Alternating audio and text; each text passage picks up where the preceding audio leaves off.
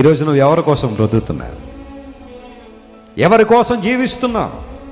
నీ జీవిత పరమార్థం ఏంటి? నీ జీవిత అర్థం ఏంటి? ఈ లోకంలో నువ్వు బ్రతకడానికంటూ ఏదైనా ఒక మోటివేషన్ ఉంటే ఆ మోటివేషన్ ఎవరు? నువ్వు బ్రతకడానికి ఒక ఆశ ఉంటే ఆ ఆశ ఎవరు? నీ బంధువులా, స్నేహితులా, లేకపోతే కుటుంబ సభ్యులా, భౌతిక సంబంధ వనరులా, భౌతిక సంబంధమైన అనుభవాల? వేటి కోసం నువ్వు బ్రతుకుతున్నావు? వేటి కోసం నువ్వు జీవిస్తున్నావు? లేఖనాలు సెలవిస్తున్నాయి, ప్రతి దేవుని బిడ్డ క్రీస్తు కొరకు జీవించువాడుగా ఉండాలి. నీవు నేను మనందరం కూడా ప్రభు రాజ్య విస్తరణ కోసం పాటుపడు వారంగా ఉండాలి. దేవుని ప్రేమ రాజ్యంలో మనందరం పాలిభాగస్తులు మాత్రమే కాదు, ఆయన రాజ్యమునకు సహకారులంగా మనం ఉండాలని దేవుడు ఆశిస్తున్నాడు. నీవు లేవాలి, నిద్రించుచున్న నీవు మృతుల్లోంచిలే, క్రీస్తు నీ మీద ప్రకాశించాలని కోరుతున్నాడు. లెమ్మో తేజరిల్లమో, నీకు ఏమొచ్చింది? వెలుగు